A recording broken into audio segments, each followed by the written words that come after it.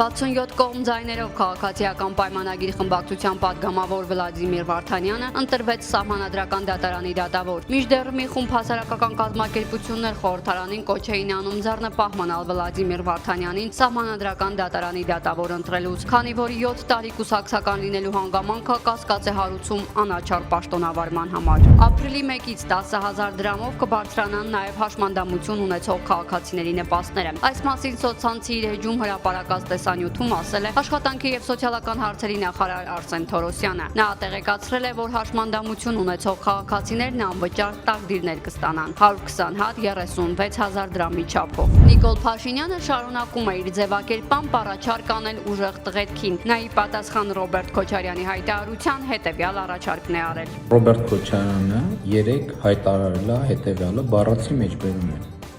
Եթե որևէ քաղաքական գործիչ կամ հայտնի դեմք Հայաստանում կոպիտ ասած էշի պես զռա ու հավեսով զռա, կարծում եմ դիտումները միլիոնները խփելու է։ Առաջարկում եմ պարոն Քոչարյանը էշի պես զռա,